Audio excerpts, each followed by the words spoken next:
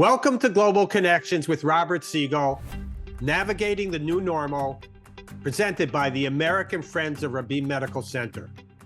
Our monthly Leaders Forum addresses vital issues facing society and the economy, real estate and technology, medicine and science. My name is Dr. Joshua Plout.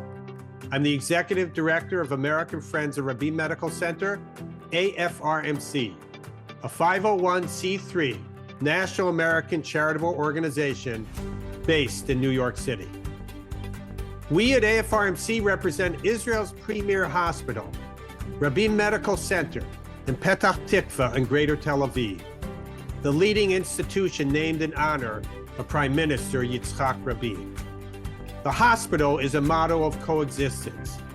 It serves 1 million patients annually from all ethnic and religious backgrounds with the same compassionate care. And now, during this time of war, the hospital is a front line of Israel's defenses, treats the many wounded Israeli soldiers and civilian casualties. We remain in awe of the doctors and nurses at Israel's Rabin Medical Center in the ER, ICU, and orthopedic departments as they respond to the October 7th atrocities. Medical staffing and vital equipment are dangerously low, and the hospital is working overtime to treat wartime patients. This is a national emergency for the hospital in Israel. So please donate and support our emergency rehabilitation campaign for wounded Israeli soldiers and civilians via our website at afrmc.org. Thank you very much. Our host and moderator for Global Connections is Robert Siegel, former host of All Things Considered on National Public Radio for 31 years. Over the course of an hour each month, Global Connections features guests who Robert Siegel interviews as they explore important issues in our world.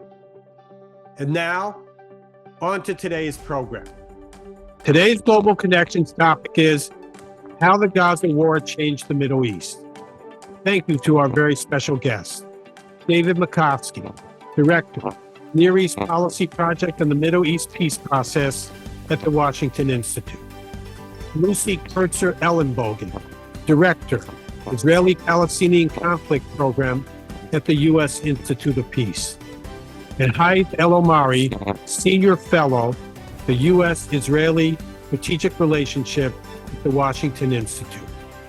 And now, Global Connection with Robert Siegel. Thank you, Josh. It is now nearly a year since Hamas attacked southern Israel, murdering civilians, taking hostages, and setting off a war that is still in progress. Over that time, the war has expanded to involve Iran somewhat, and Iran's clients and allies, even more so, Hezbollah to Israel's north in Lebanon, and even the Houthi movement in Yemen. It's also led to more violence by and against Palestinians on the West Bank. We don't know how this war will end, and agreement on a prolonged ceasefire and a big hostage release has eluded negotiators led by the United States. As for what happens after the war does end, there's a lot of talk, but questions outnumber answers. What role, if any, would Hamas play in Gaza? Who would rebuild Gaza? And who would guarantee that no Hamas 2.0 would reestablish itself and arm itself under cover of reconstruction?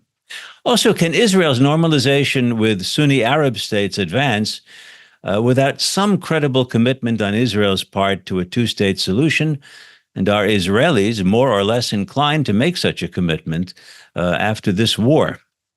We've invited three very knowledgeable panelists to talk about how the war is changing the Middle East and how the conflict might conceivably come to a close.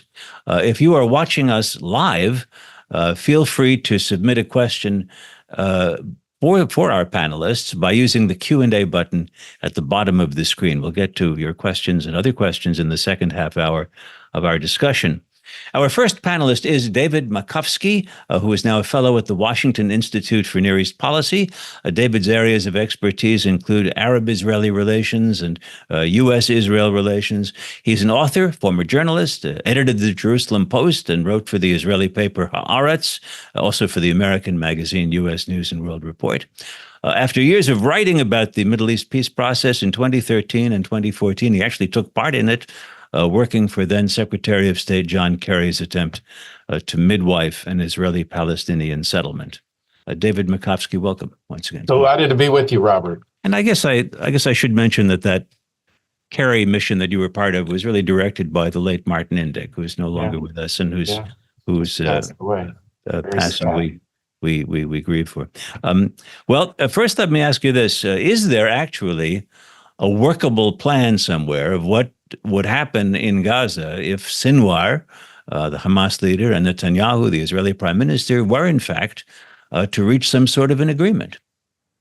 It's a very good question, and I'm sorry that the answer is not as good as the question. There are plans, plural, that are out there, but there's no agreed upon plan that all the parties can agree to. Basically, everyone would like the new government to be decent, to help involve in the reconstruction of Gaza, to be a stabilizing force, and maybe even would create the seeds of better Palestinian governance.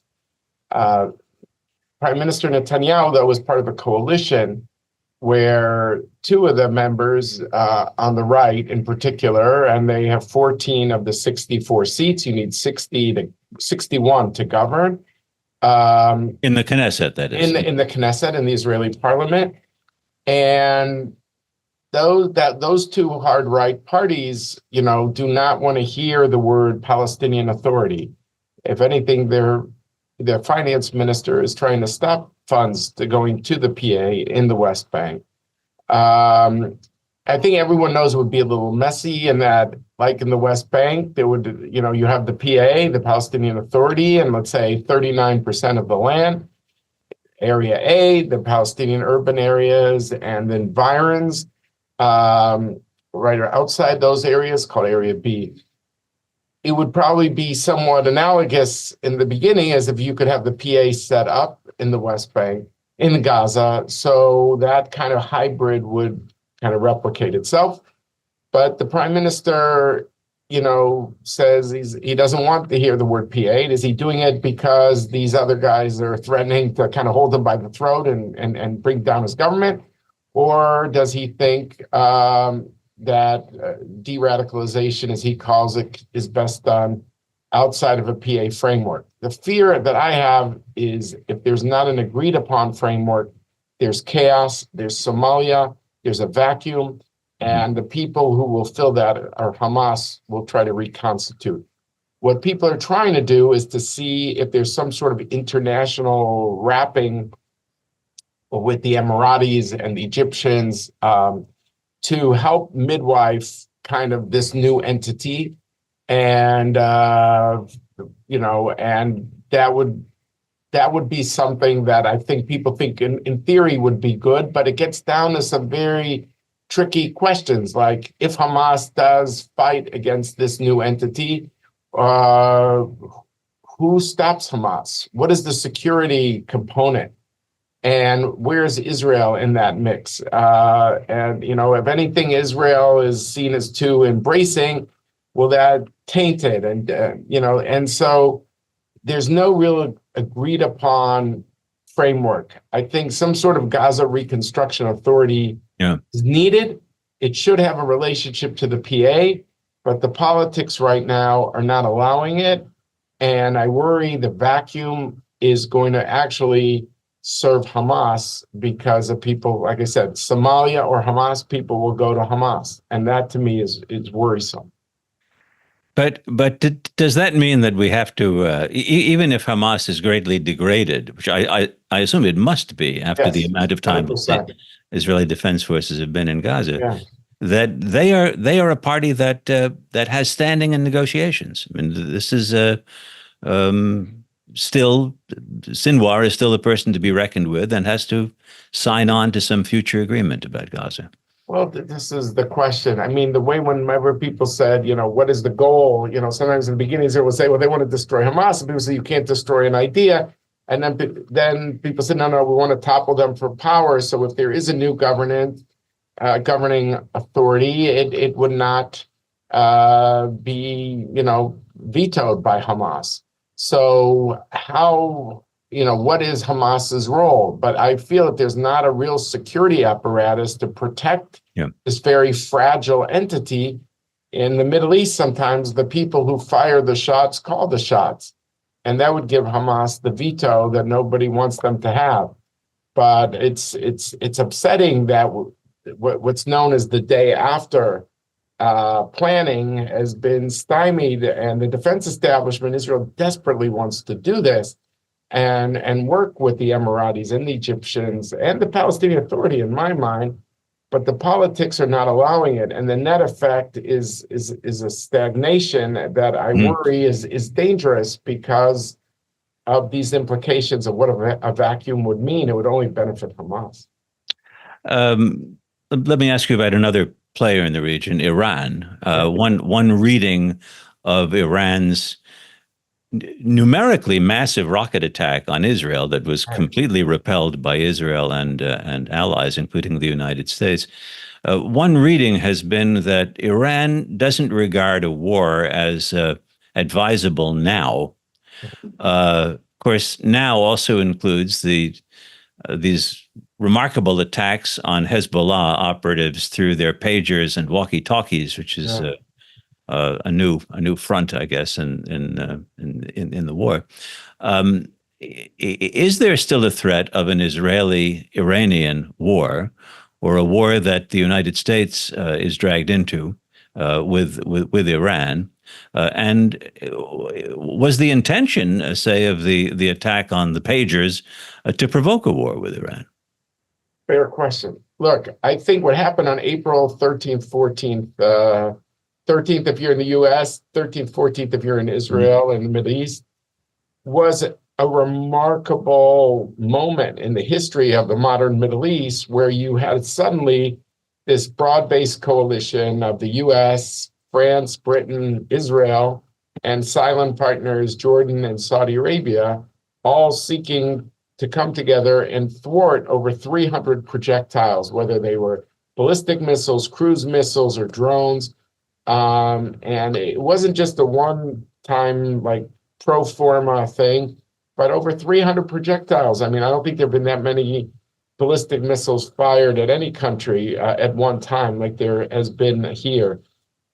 So I think it was somewhat a glimpse into what could be a new Middle East future in a good way, of a kind of an anti-Iran coalition, including Sunnis, including Israelis, including Europeans and Americans. And I think the head of CENTCOM, General Kurilla, was kind of the conductor of this symphony. And that I think is something that we should see that in a good way. I mean, we could talk for hours and hours if that coalition was essential, or was it something Israel could have done on its own? But it's clear to me that having all these countries there gave you a thicker coverage, that if Israel was by itself, more projectiles would have gotten through. I think there's no way to argue that. Now, what happened, fast forward the tape, Robert, to the summer after the killing of Hania, the assassination of the Hamas leader at a VIP guest house in Tehran. People wondered if Iran was going to war.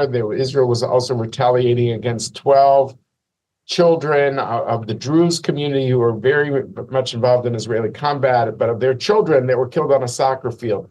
And people wondered if this 1-2 punch would mean that Iran would do a regional war. And what we saw was the United States once again stepping in and with General Kurilla, and you had 2 aircraft carriers in the region. And the net effect was that you had a situation where Iran was deterred. There were 40,000 American servicemen in the Middle East. Yes, Hezbollah retaliated, but the fact that Iran was deterred, I think what we hear from the intel space was that Iran told Hezbollah, listen, we're not in this. You're on your own if you attack. Yeah. And Iran's response was restrained. So I think Iran is deterrable.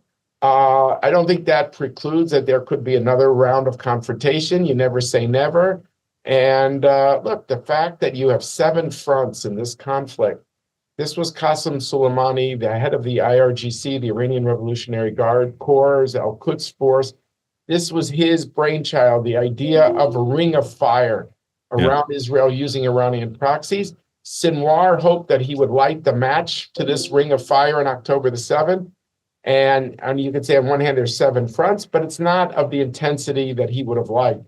So I think you're right to raise the Iran angle, but I think Iran has shown that it is very much cognizant of U.S. deterrent capabilities. Well, we'll return to the subject of Iran in the Q&A session. But for now, David, I want to thank you and stand by as we turn to our next panelist, Lucy Kurtzer-Ellenbogen, who joins us now. Lucy Kurtzer-Ellenbogen works at the U.S. Institute of Peace, where she directs the program on Israel, the Palestinian territories, Egypt, and the Levant. She formerly worked at the Department of State, and she is the co-author of a, I believe, soon-to-be published book on the diplomatic efforts of successive U.S. administrations to deal with the Arab-Israeli conflict. Lucy, welcome back. Good to talk with you. Thank you. When we spoke recently about how things are changing in the region, you observed that the war in Gaza and the Hamas attack that led to it have upended a lot of assumptions about the Middle East and the Israeli-Palestinian conflict, and also clarified some things about it. So I'd like to hear from you more about that. First, what are the assumptions that have been upended? Yeah, so thank you. I mean, I think there's several dynamics going on, and several, as you said, I see this really as an era of upended assumptions, and also in relation to much of what David was discussing, unclear rules of engagement, which have been part of those assumptions over many years. And, the challenge with that, I think, is that it makes the different actors that we're talking about, their calculations of what it means to establish deterrence, I think it makes that very unclear. And I think we're seeing some of that play out. So to your specific question of what are some of those assumptions, I mean, of course, if we go to October 7th, the initial large-scale upended assumption, one of those certainly seemingly on the Israeli calculation part, was that Hamas was not looking for this kind of fight. There had definitely been that kind of assessment. Eyes were very much on the northern border threat from the Israeli perspective, to the east, to the West Bank. So, of course, one upended assumption there. I think, David just was speaking about what happened in April when Iran fired at a barrage of projectiles at Israel, sort of that assumption that Iran would take the direct fight, maybe that the Houthis had either the capacity or will to join and disrupt in the way they had. And of course, lurking, I think, behind all of this is this assumption maybe that not everybody, I think there's been this tension in the analysis for many years, and that regional integration, regional normalization, the march towards that meant that we actually could upend the old assumption that you needed to address the Israeli-Palestinian arena before you had that kind of regional integration. And I think we can question, I always like to refer to David's analysis in this. I think back in 2020, when we looked at the emergence of these Abraham Accords and the march to normalization, one of the questions, as David framed it, and I think it's still the most apt framing I've heard, is would those be a bridge to resolving the Israeli-Palestinian issue or a bypass road around it? And I think that assumption that maybe you could move towards some stability in the Middle East without addressing that core issue has been upended by the 7th. The last thing I'd say on that, of course, all of these upended assumptions have a counter, maybe. I think when you look at what David was just describing, the regional response when Iran did hit Israel in April, and you had the response from the partners, some of those old normalizers, Jordan and the new normalizers, that probably tested some assumptions that Iran had as well about in the with the growing anger around this prolonged war in Gaza, how much would these Arab normalizing partners be able to be seen to be sticking their neck out? So again, a whole host of assumptions to unpack and upended assumptions, but I think it's what leads to so much of this uncertainty that we're seeing. Yes. I mean, diplomacy is conducted by diplomats who work for national governments, which are led by politicians. But a stable peace also involves a buy-in by the societies that are represented by those governments. And how do you suspect Israeli and Palestinian society are being changed by this war? Well, I think they've been affected certainly deeply. That goes without saying. I think that the idea that this is minimally a generational setback is very resonant. I think what you've seen starting on October 7th, in terms of the way each side, the Israelis and Palestinians, are processing this trauma to their societies, is very much a throwback to traumas, to their historic traumas, right? You heard, in October 7th, the experience for many Israelis was described as, this is like seeing the pogroms, what happened in the kibbutzim. It's like another Holocaust. You see the Palestinians hearkening back to, this is like the Nakba all over again, their defining historic tragedy. And I think that each side is so mired so deeply in their trauma and the victimhood to these circumstances, that it has set back, really, certainly for now, the ability to conceive of a future that involves the other in anything other than a sort of a zero-sum kind of equation. There was actually, the most recent joint poll that was done of Israeli and Palestinian society. There hadn't been one for a while, by Khalil Shakaki and Dalia Shendin. They've done this regularly over time. But the most recent one really underscored this in very stark terms. It is, for many years, people have observed that the Israeli and Palestinian societies are mirror images of each other in terms of how they process the narrative of this conflict. And it is so stark right now, including sort of processing of, if you ask Israelis, their sense of, what was October 7th? It was an attempt at a genocide. If you ask Palestinians, what is happening, you're getting the same kind of answer. There's this sort of mirroring that's happening that I think bodes very ill for the trajectory of societal buy-in. David Makovsky spelt out, I thought, the vagueness of the state of a solution right now in diplomacy. So, which leads me to wonder why is the fighting still going on? I mean, when you think about what goes on in the mind of Benjamin Netanyahu or Sinwar, for that matter, what would each person see is worth still fighting for at this point? The Israelis seem to have done grave damage to Hamas, perhaps not as much as they would like, but they don't seem to be likely to recover a great many living hostages this way. Hamas is not. Doesn't seem to be won over the hearts and minds of Gazans by this war.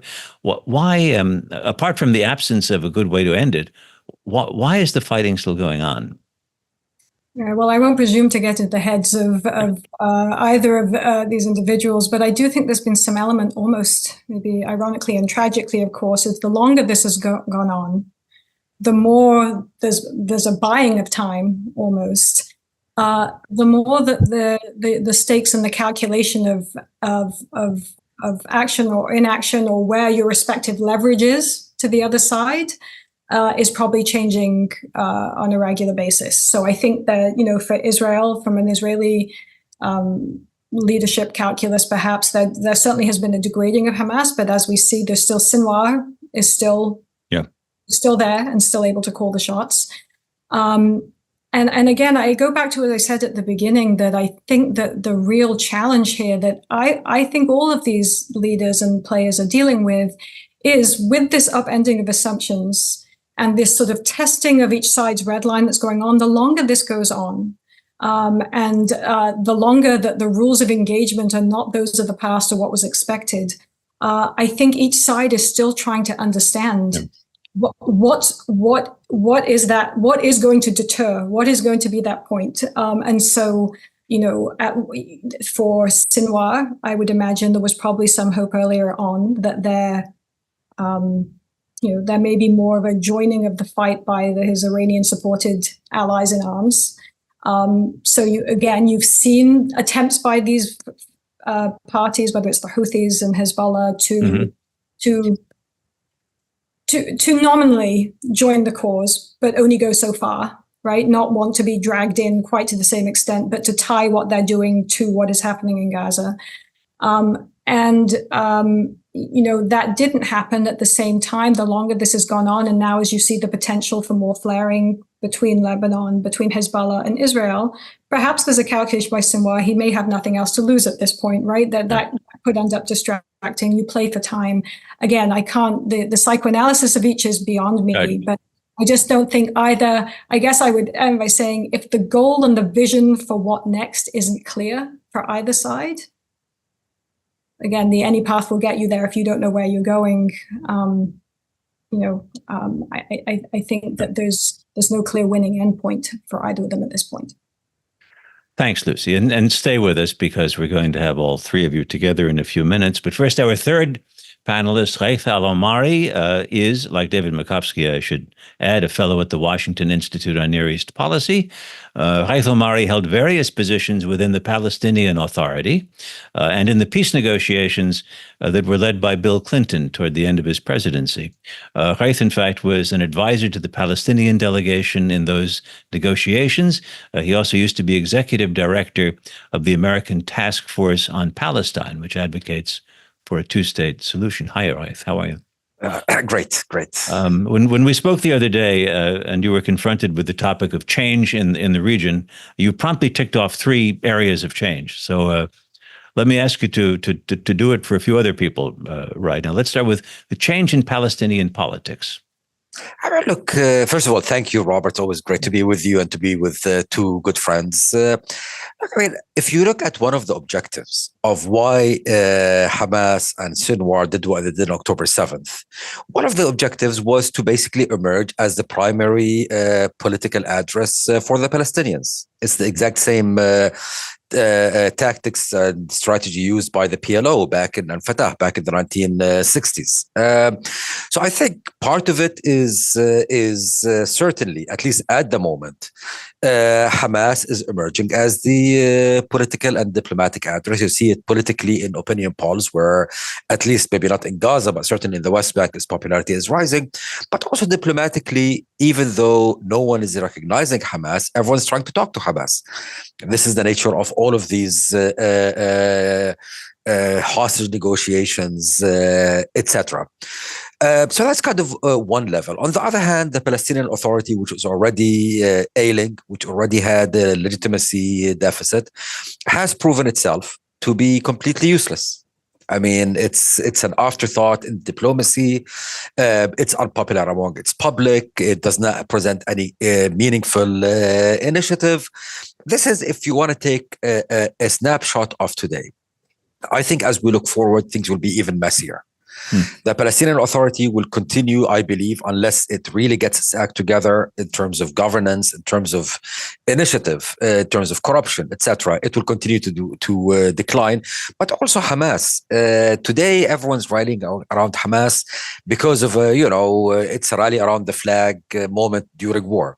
Yet Palestinians are, particularly in Gaza, but I expect more, are starting to ask themselves, why did you bring this calamity on us? Today, there is no Gaza. If you look at it, the term I always hear is moonscape. It looks like flattened. People are asking Hamas, is it worth it? Particularly when Hamas is all it's asking in these ceasefire talks is a return to the status quo ante, to October 6th. So I think all of this happens. And then at a more, and here I will harken back to something that Lucy said. This is October 7th and the aftermath have unveiled or flared up deep traumas in both societies, Jewish vulnerability on the Israeli side, and on the Palestinian side, what we're seeing is a real disintegration of the social fabric in Gaza.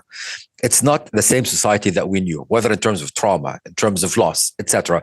This inevitably will have implications. My main concern, and I will conclude with this, is that after this major shock, when you have such fragile political structures in the West Bank and Gaza, you might end up with a collapse of the Palestinian national movement, with a vacuum that will never work well for anyone involved. Second point you have raised when we spoke privately was regional changes, and it's now inescapable to everyone in the region that however messy the Palestinian situation may become, it just can't be ignored. Oh, absolutely. And I think this is a point that also Lucy mentioned. Yes. Before all of this, I remember conversations back in September of last year, in August, etc., about the Saudi-Israeli normalization. And, you know, how much of a fig leaf do you really need when it comes to the Palestinian issue? It was seen as an afterthought. Right now, what we have seen is that the Palestinian issue has the ability to be mobilized, at least, and used in a way that can disrupt the whole region. I mean, look at the map. Red Sea navigation, badly impacted with implications for Jordan, Egypt, and Saudi Arabia. You know, there are so many open fronts, I don't know where to start. You know, when you get to a point where Jordan is bombing Syria, which is happening occasionally, you know that things are getting messy in that region. The South Palestinian issue, everyone recognizes, has become, you know, it's a reminder that it's very important. And we see this, you know, people talk about Saudi-Israeli normalization and talk about MBS, the Crown Prince of Saudi Arabia, using this only almost as kind of speak to his public kind of thing. I think there's more than that. There's a strategic sense that it matters. But, and there's an important but, while everyone realizes it matters, I am yet to see anyone who actually has a clear idea of what to do about it. Yeah, everyone still believes in a two-state solution, but everyone knows this is not going to happen anytime soon. So what is viable, given the realities, both in Israel, given the current Israeli government and coalition, but also in the Palestinian scene, given the unpalatability of Hamas and the total ineptitude of the Palestinian Authority? The third change that you've mentioned to me before was the view that a new generation in Arab countries is taking of Israel, and it's not positive. It's actually not only of Israel; it's of the whole conflict. I mean, I've been a few times to the Middle East over the last year, and a constant theme that I hear is the following, especially when I speak to young people. I hear that you know, this was, I used to, before October 7th, I used to think that this was my parents' problem. You know, I couldn't really had no, most young people had no personal relation to this conflict. You know, they treat it, I guess, the way that, you know, my generation treats the Kennedy assassination. An interesting thing that happened in the past. But for seeing what you see right now, and particularly, you know, I have to preface this by saying, when you go to the Arab world, when you watch Arab media, and this is true across the spectrum of Arab media, what you see primarily are the destruction in Gaza, dead babies, you know, these kind of, that one side of the reality, a very real side, but only one side of the reality. So what you hear is people are saying, you know, before October 7th, I thought that the Palestinian-Israeli conflict was basically a relic of the past. Today, I will never forgive Israel. This is a theme that you hear. And not only do you hear it, by the way, among, you know, your average Joe, your average Muhammad, you hear it when you talk to young officials. I mean, I talk to young Jordanian, Saudi, Egyptian, even Emirati officials whose view of this conflict is being shaped by this. So when before October 7th, we were coming at a time of convergence, at a time of basically looking at what are the benefits of integration. And while I do believe that this remains the overarching view of the kind of political, diplomatic, military establishments in the region, it's becoming harder because their own publics and their own staffs are becoming more angry. And I think this is creating complications that we will unfortunately have to deal with once things calm down, or once we move to the, what you started asking David about, the day after, and how do we manage that both on the Gaza level, but on the wider regional level. What if in fact there is a negotiated end to this to the fighting? What becomes of Sinwar and Hamas? Do they remain as a disarmed political faction in Gaza? Is there something in the works or imagined in the works, like the deportation of the Palestinians from Beirut to Tunis, where the leadership of Hamas all decamps to I don't know where? What would happen to them? And they're not all going to be killed by Israel between now and whenever the war ends. I mean, this is really the major question, and it's unanswerable right now. I mean, let me start maybe with Sinwar himself. It is very hard for me to see how this war is going to end when Sinwar is still alive and at large. He has become not only a symbol of the war vis-a-vis the Israelis, but he's also the one right now controlling Hamas and representing the most kind of absolutist voice within Hamas. It's hard for me to see how it's going to end. Now, in the larger picture, though, I think, today, and this again builds on what Lucy said, today Hamas believes that time is on its side. Sinwar believes that time is on its side. They don't believe that they are losing. And they have a case. They have a case if they look at the internal tensions within Israel, and they say, look, Israel is imploding. They look at the potential of the other fronts opening up, whether it is Iran, which, is still, we're waiting to see how they're going to react to the assassination of Haniyeh, whether it is Lebanon, whether it's the West Bank, etc. They look at their competition in the Palestinian scene, the Palestinian Authority, and they see it slumping. They look at the international position vis-a-vis Israel and the conduct of the war. So they look at themselves, the situation right now, as in their time is on their side, particularly that, the spoiler role that David mentioned early on in a day after doesn't require a particularly high level of armament and sophistication. It's enough to have enough AKs and enough ARs to shoot a few peacekeepers to make sure that it all collapses. So the threshold for being a spoiler is quite low. All of this put together, right now, Hamas has zero interest in alternative. How do you change their calculus? I believe in two ways. A, they have to feel that militarily time is on their side, but B, there has to be a credible alternative. And this is why I always go back to the point of the Palestinians have to work on reforming, fixing the Palestinian Authority, and the Israelis have to start delivering deliverables if the Palestinian Authority acts in ways that are responsible, which often it does, despite all of its kind of, let's say, annoying behavior elsewhere. Al-Omari, thanks for your contribution. Stick with us, because I'd like to bring back David Makovsky and Lucy Kurtzer-Ellenbogen now for our question and answer session. And I'd like to begin with a question about the region to all three of you, which is about Iran. We've heard, you've discussed already, the idea that Iran is not interested in leaping into the conflict, or at least it's been of two minds. It may be that Israeli actions are goading them into doing so.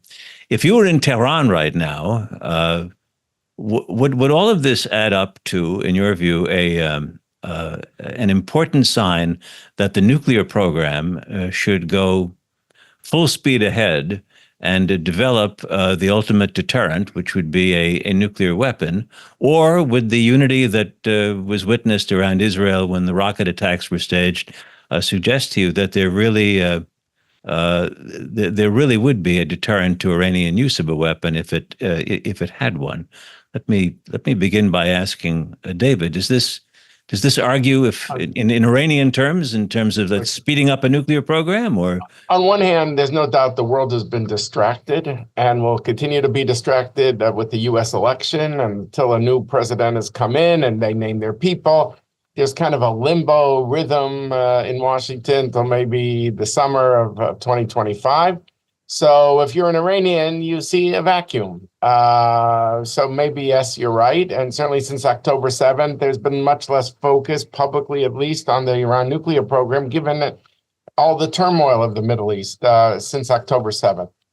On the other hand, Iran seems to like it both ways. They seem to like being like what we would call in kind of Washington think tank terminology, a nuclear threshold state, which is maybe a few screwdrivers away. The weaponization program of the device is not yet certain. Yes, it only takes them a blink of an eye, like 12 days, according to testimony of Biden administration officials, if they want to go from what's called 60% to 90% enrichment. But the enrichment is not enough to have, that's the nuclear fuel, but then you have to actually have a device. Now, it's a little bit a double-edged sword because for Iran to go all the way, you can say, well, it's a fait accompli. There's not much focus on them. Why not? But on the other hand, a lot of sanctions, a lot of other things. I think they feel that there's a kind of a murkiness of them. People think, well, they might have it. They're close enough. And the weaponization program is unclear. That people will assume they have it. So it becomes like a diplomatic shield, like, well, they might have it, so we have to be careful. And yet there's not proof that they have it.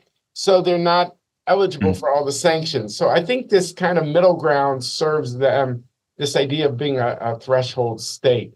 But can I guarantee they won't sprint to the finish line? No, I cannot guarantee that. Lucy, any thoughts on Iran and nuclear questions reacting to what's happened? No, I think agree and underscore, I think what David just described. I mean, I think for Iran, and they are fairly sophisticated on some level at this, there's a game of three-dimensional chess always going on. And it goes back to this question I said of how do you calculate, how are these actors now calculating what deterrence means? I think there is, whether it's with the nuclear program, but also with things such as, are they going to respond to the Haniyeh assassination? They tend to like to preserve this, we'll respond at the time and place of our choosing, sort of dangling the uncertainty, whether that's a face-saving method to sort of allow them to not respond because they don't want to, or whether it has a psychological deterrent effect. I think that's always the question. I think it equally applies to the nuclear threshold question, as David says, as it does to how it'll respond to, to what you saw yesterday vis-a-vis its proxy Hezbollah, and also the Haniyeh assassination, which in theory, technically, we're still waiting to see what that response what the response would be for that. Ghaith, any thoughts on Iran and the nuclear program? Actually, I don't have much to add on the nuclear, but I do want to highlight the other aspect of Iran, which doesn't, in my mind, get enough play, at least in the Washington conversation, which is the Iran use of its proxies. I mean, understandably, obviously, we focus on the nuclear. That's a game changer. Yet, in the meantime, actually, this war has given Iran the ability to deepen and strengthen its regional position. If you look around the map now, I mean, okay, Hezbollah has already taken over the Lebanese state, but we see new Iranian proxies actually becoming more established. The Houthis now are becoming the new Hezbollah in terms of capabilities, control over Yemen, etc. We see them in their own minds, at least, feeling that they're winning in Iraq and Syria. I mean, all the talk here, which seems the center of gravity now in the States, is that we're going to leave Iraq and possibly Syria. You see them trying to open up new fronts. I mean, they've been pushing Jordan, whether in terms of messaging and in terms of smuggling of weapons and some of the terrorist capabilities. So we see all of this, and Iran is approaching that. And so far, I have to say, a lot of the, it's a grim joke and maybe a sick joke that we have in the policy world. But, Iran is happy to fight until the last Arab. And as long as it doesn't see that it itself is paying a price for all of this strategically important behavior via the proxies, then they see no reason not to continue with what they see as a winning strategy. Here's a question that's submitted by Mark Hoffman, who's in the audience. Has Hamas been, or will it be, degraded to the point where another entity can effectively establish order in Gaza without Hamas sabotaging it? We've addressed some issues surrounding this, but who has thoughts on whether the degradation of Hamas forces will be sufficient to make it possible for somebody else to be in charge? Okay, sorry, Lucy. No, go ahead, Rabin. The answer is no, it has not been. I mean, the objective of the current phase, the stated Israeli objective of the current phase of the war is to dismantle Hamas's military capabilities. And that has been done. You know, Hamas as kind of an organized military formation no longer exists. We're hearing this actually coming a lot from the IDF itself, etc. But Hamas continues to have the capabilities and very strong capabilities as an insurgency. And we have seen, you know, the states have experienced this in Iraq. And dealing with an insurgency requires a very different approach, capabilities, tactics than dealing with military formation. Part of it is security oriented, and I suspect we'll see over the next month something similar to the West Bank as we see in Gaza. But part of it is in terms of how do you create, how do you hold? Do you hold territory, and how do you rebuild territory, and how do you create an alternative to the insurgency? And this was exactly the kind of logic behind the surge that we had in Iraq. And because of political reasons that David mentioned in Israel, right now, ultimately, who do you create as a governing alternative as you do the counterinsurgency is a question that Israel is unwilling to answer, putting us in this very awkward, strange position. But the short answer to the question is no, we're not quite there yet. And it's not, by the way, an on and off thing. You can have a phase in, phase out kind of situation where as more is done by the Israelis, as Hamas is weaker, as a new entity becomes more capable, you have less Israeli things. But the process has to start. And right now, I don't see the framework, political framework of the process starting. Well, I'll move us on then to a question submitted by an anonymous viewer. Are there behind-the-scenes participants that the general public is unaware of that could, oops, I've lost sight of it, that could actually, that could shift the impact of the war in directions that are perhaps not yet obvious? Any surprise players who David Makovsky? I think it's interesting to follow the Emiratis. They are the only Arab country that has kind of charted their own course. They actually have a dialogue with the prime minister's office in a way that the other Arabs don't. The other Arabs talk to the security apparatuses and other parts of the country, but not to the prime minister. And they invited Ron Dermer to Abu Dhabi. Dermer, we should say, who used to be the Israeli ambassador here in Washington. The U.S. ambassador. He's the right-hand person of the prime minister. He's now called Minister for Strategic Affairs. And he was there with Brett McGurk. And they have some interesting day after ideas. That's when you ask me, Robert, is there a plan? I say there are plans in the plural. And they want the kind of good governance that you will read in essays written by Rafe and Lucy and myself and Dennis Ross and others. They really want this, and they because they're invested in the peace with Israel. They understand how vulnerable they are if things keep going the way they're going. Breaking news: while we are doing this very taping, it has come out that the Sheikh Mohammed bin Zayed is going to be going to the White House on Monday for the first time since 2017, since the first year of the Trump presidency. This is the effective leader of the effective leader of the UAE. And how much of it has to do with getting a pulse of Kamala Harris and maybe meeting President Trump, and how much of it is also trying to persuade the administration of some of its ideas. I don't know, but I think if you're looking for a wild card player, they are the one player that, some of the people have the will, but they don't have the capacity. Some have the capacity and they don't have the will. I think they are unique, that they have both, and that they are people that talk to all sides. And, it's no secret that they want a different, they want a PA that's more responsive. They feel that people always come to them, money, money, money, money, money. And yet, if they don't have faith in the leadership, they feel the money could go down a sinkhole. So, this is, I think it's fascinating, and we'll see where this goes, what the MBZ visit portends. But I would follow them.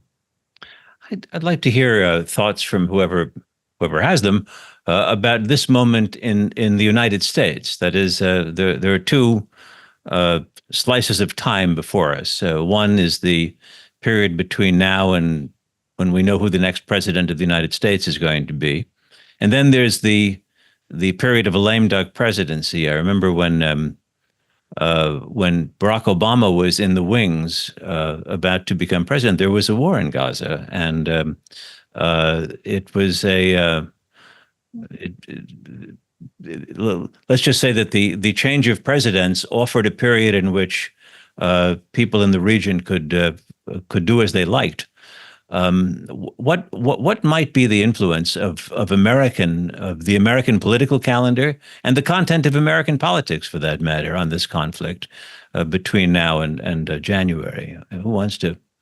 Lucy, do you want to try that, or? I'll say something, although I feel poor David, when you mention that period of time, is probably having a little bit of PTSD around the involvement he was in the peace process at that time. There was a lot of dynamics playing out then. So I'll allow you to sit with that for a bit, David, while I offer a few thoughts on that.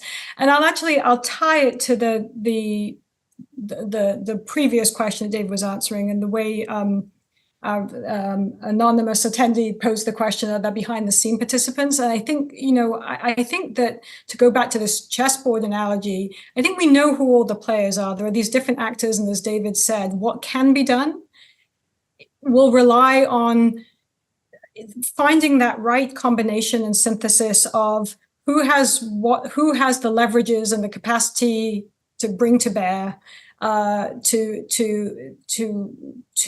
give everybody a little bit of what they need here in order to, whether it's climb down from the tree in some cases or start moving towards something more constructive. I think that in terms of all those players, whether it's the Emiratis, whether it's the Saudis, in terms of, we haven't talked much in this about the potential for will they, won't they normalize and what happened to that. I mean, we know what happened to it with October 7th, the question if it's still live. And I think what the American political calendar does is tells us pretty certainly, you never want to say never on anything, that between now and the election, the idea of big things happening sort of proactively is probably slim. That window between the election, again, we have an interesting situation that we don't usually have here, is that we have a president who is truly a lame duck president no matter what happens, because you're going to have a new candidate, whether it's Trump or whether it's Harris. So I think how you see all those players come together and the actions that may be taken or not taken in that period between the end of the election and who's next will very much depend. Again, you're going to be having these different players calculating, what does the next administration bring? I mean, I'm sure there's all sorts, in the same way that David said, there's all sorts of plans out there of what would day after plans in Gaza look like. I'm sure there's all sorts of thinking about what are actions that could be taken. But again, then we come back to what happened, when we go back to 2016, there was UN resolutions, there were attempts at the last minute by the incoming administration to sort of engage in that process. So I think we're in a bit of a waiting game on sort of proactive policy moves in relation to the election here. But I think we know who all the players are, all the players that can be constructive here. And as David said, I mean, there's a coterie of actors. I think the last thing I'd say is that on some level, I think the US needs to be the conductor of all these of all these players. At the end of the day, there needs to be a coordinating actor to bring all these different pieces to bear. The Arab states, whether it's Egypt and Jordan or the Gulf states, can and will need to play probably a very constructive role in what will happen if we eventually get to a ceasefire and after that in Gaza. But they all have their conditions, as David has suggested, conditions of what they'd like to see the US do, or what they need to see the Israelis do. And a lot of those conditions come back to this political horizon question, which, of path towards two states, which still seems to be this consensus view that we've come back around to among these players. So where that leaves the next president, whether it's a President Trump or President Harris, I think that's going to be one of the key questions. I'll just add a couple of quick points here. I mean, one is, I think the most interesting scenario is if you have Harris elected, and then you have a Biden lame duck, because that's when he will be most probably powerful, freed of political constraints, yet at the same time with an administration that is likely to continue that. And in the past, we have seen these kinds of scenarios where presidents can do something very, very substantial. That's when Reagan started engaging the PLO in the lame duck between it. If you have a Trump presidency, then a Biden lame duck would be completely weak. But a point I want to underscore, a point that Lucy mentioned, which is a major question for both whoever wins, is, are we going to continue with deprioritizing the Middle East and therefore be unprepared to deal with it the way this administration was unprepared to deal with a crisis?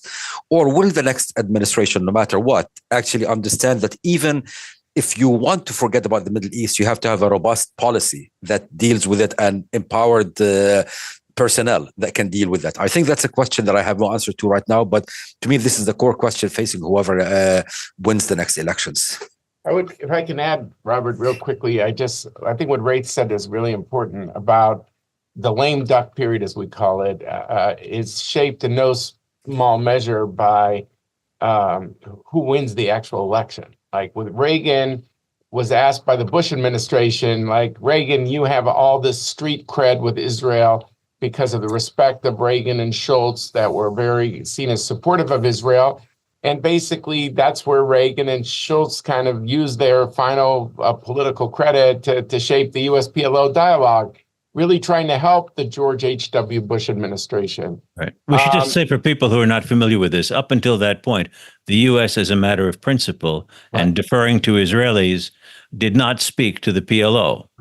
Right. And so there would be, for example, if, and this is like, it seems like more of a Hail Mary than ever, given all the complexities that we didn't talk about it, there's going to be, a little more flare up with Lebanon and Hezbollah. But if there was something with the Gulf, a lame duck that led into Harris would be the time to further that. And it has to do with the way the Senate is. And there would be a U.S.-Saudi defense treaty, which we haven't had time to get into. No.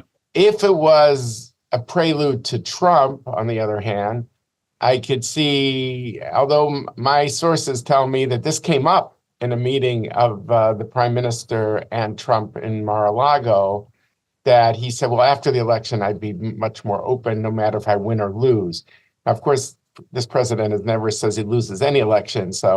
But I think people, even who were very close to it, have their doubts that if he did win, he would want to put his own stamp on Abraham Accords 2.0. He wouldn't want the Abraham Accords to somehow be called the Joseph Accords. So I think how the lame duck is used is going to be a function of whether it's one friendly administration to another friendly administration, or a kind of a rupture between administrations.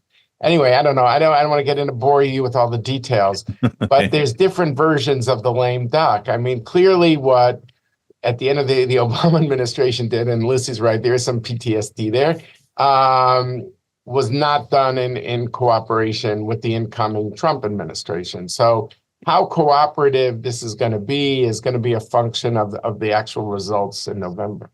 In the very little time that remains, let me put a short answer question to, if all three of you, if it's yes or no, can you imagine there being a negotiated end to the war between Israel and Hamas without Benjamin Netanyahu being the prime minister who negotiates it for Israel and agrees to it? Is it implicit in the very idea of ending the war that must include Netanyahu?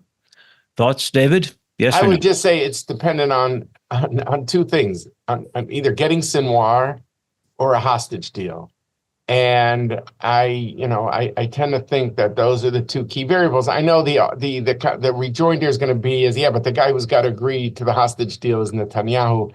But I see those two as the two things that will determine it. Lucy, what do you think? Yeah, I mean, I think those are the two determinants, and I think the other point here is I don't yet see a political path in Israel that suggests Netanyahu's going anywhere anytime soon politically. So he is the leader who's there as it's the hand that's been dealt. And Al-Omari? In the same way that I said, Sinwar feels that time is on his side.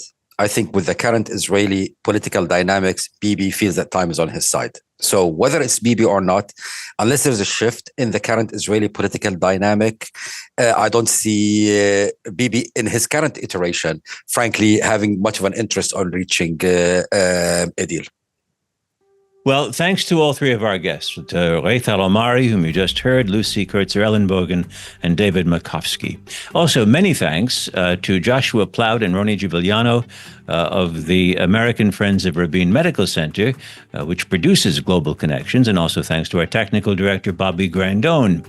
Our program sponsor is the American Friends of Rabin Medical Center. It's a 501c3 national charitable organization which represents in the United States Israel's largest hospital, Rabin Medical Center in Petach Tikva in Greater Tel Aviv. The website of the group is www.afrmc.org. At this critical time, we'd like you to please consider a donation to AFRMC's Emergency Medical Relief Fund. Its aim is to help Rabin Medical Center in Israel as it treats countless wartime casualties. You can donate online at www.afrmc.org. Join us next month for our program, Why Conspiracies? Why Conspiracy Theories? With guests Nancy Rosenblum, Jesselyn Cook, and others. I'm Robert Siegel, and this has been Global Connections, Navigating the New Normal. See you next month. Stay healthy and stay safe.